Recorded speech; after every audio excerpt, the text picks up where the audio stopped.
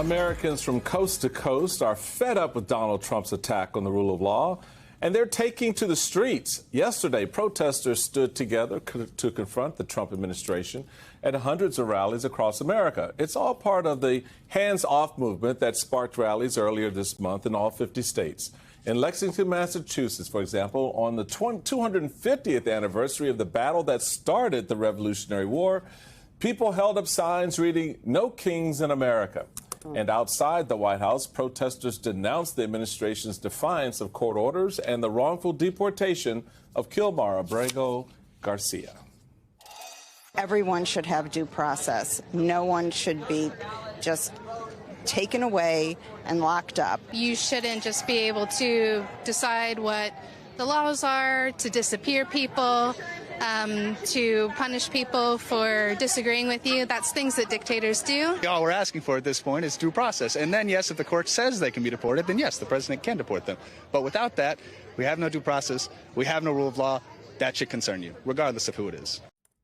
I just don't get what the administration don't get about due process. The American people do. And the fact of the matter is, it is an important feature of protecting your rights as, under our Constitution. So it's good to hear citizens educating the administration on a very little thing called due process, and which is important, given that the man in the Oval Office has had more due process than any president in the history of the country, as he sits there with 34 convictions. So, there is that. Literally, due process is how helped Donald Trump get to the Oval Office yet again.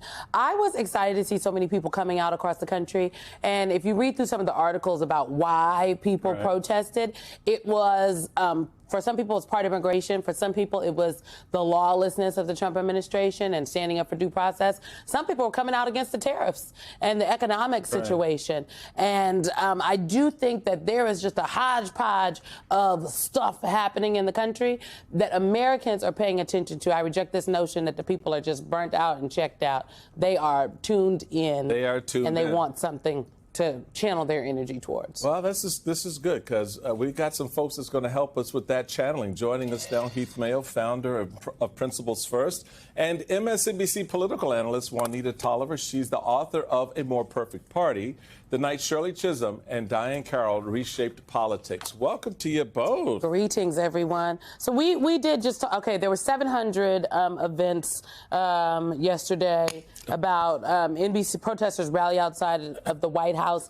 amid nationwide anti-Trump discriminations. There were potlucking protests. Yes. Event in Utah. There was a Tesla takedown protest in Woodstock, Virginia. There was a Take America Back rally in Paw Paw, Michigan. Paw Paw, Michigan. The people were outside, as the kids like to say. That's right. I mean, this is what you're going to start seeing, I think. I mean, you've seen Trump. You've seen him do it in the courts on this due process issue, but with the tariffs, like you were saying, particularly as the price of everyday goods start to creep up, not just cars. I mean, we're talking toys when folks will need to buy things at Christmas, everyday household items. I mean, this is really going to start to impact people. And when that happens, you're really going to see discontent, not just in the big cities, but around the country. That's why you're seeing it everywhere. And this is not something that you can, they're going to try to say that this is financed or something, that this is behind the scenes things. No, not in DePaul and all these different places. This is people coming together at the grassroots level. I've seen some of these. It's just people getting together, whatever they can, just showing up and saying, I've got to do something. Right. Getting in the streets and saying, enough is enough with this guy. What the heck is he thinking? I want to put extra emphasis on the community aspects of this because, Simone, as you talk through the types of events, it wasn't just protests. This movement is about community building, understanding that this is going to be a long-term fight as more and more people connect those dots, because you talk about costs, you talk about tariffs.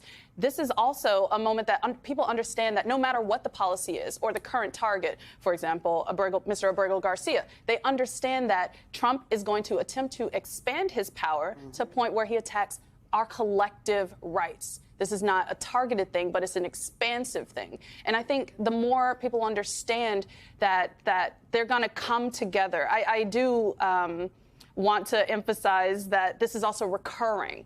This is the fourth movement or day of action they've had this year. Yeah. And that's how you continue a sustained amount of pressure. Because one thing that we know Donald Trump is trying to do as he loses in these court battles, as more judges say, no, what you're doing is illegal, is he's trying to take this to the court of public opinion. And the more people protest, he's going to also start losing in the court of public opinion. The thing I find the most interesting about all of this, and we'll just put this right here in the middle of the table on this Easter Sunday for us all to sort of chew on, is the fact that to both your points, you've got people who are like, oh, hell no, we ain't doing that. No, right?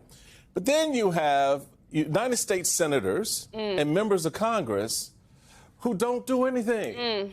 And I think Senator Lisa Murkowski kind of summed up what's happening in the Senate. Let's take a listen to her thinking around this idea of retaliation. We are all afraid. Okay. I'm oftentimes very anxious myself about using my voice because retaliation is real. And that's not right. Who's we? I just wonder, who's we? No, hold on. No, let me finish. Let me just put a little bit of dressing on this. Because the fact of the matter is, the we are elected officials. Right. It's not the American people, because the American people are on the street. Anxious about using my voice. Well, we just talked about, and you just referenced, in 4 separate occasions so far this year, the country has come out and said, to both your points, no, we're not afraid. What the hell are you afraid of? Maybe I'm in the minority here at this table, okay? But I actually took what Senator Murkowski was saying as that they are afraid not for losing their jobs from retaliation from the base, but retaliation from not losing their jobs, but Donald Trump and Elon Musk, and they're afraid. Some of them are afraid for their lives. I mean, I agree with that. A firebomb was just thrown through Josh Shapiro's window. Yeah. I think he's afraid for their lives. So I'm with the senator on this. I'm with the senator too. But my point is, there are people who are having direct experience. They've already got the firebombs in their programs that are no longer there. Right. In the services they no longer receive. And the jobs they no longer have. And the jobs they no longer have. So if they can get up and come out and stand in front of the White House and stand in front of these agencies and buildings that are being shut down and walk the streets of their community and say that this is unacceptable.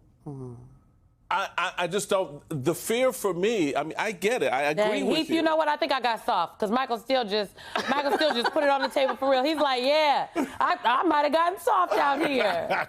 Okay. I mean, look, it is. If the senators don't know it yet, the people do, and this is a time for choosing. Okay, this is not a time to sit around and wring your hands and say, "Gee, what are they going to say? What are they going to think?" And I do think it is a physical and very visceral fear that they have that either they're going to get sued, they're going to get their jobs are going to be at risk. I think it's much more than just I'm going to lose the next election. I mean, we're 2 years out from an election right now. We just had an election. To see the people in the streets like this and to see Senator Murkowski saying things like that to crowds of people in Alaska, this is different than it has ever been in the past. And that's why you see this visceral reaction in the streets, is because people know that something core to who we are as Americans is really at stake by this guy.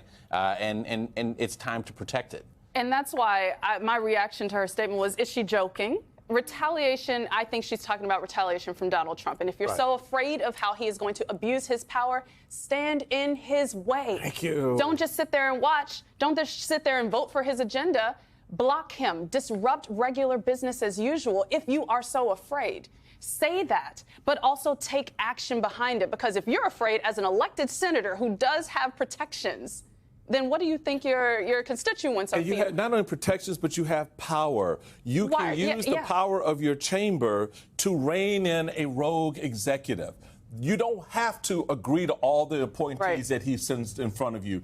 You don't have to sit back and let him strip away the power that you have as a member of the House or the member of the Senate. So, you know, I get the fear thing to the point of your supporters are deranged enough to come after me. Personally, I get that. That's a legitimate fear.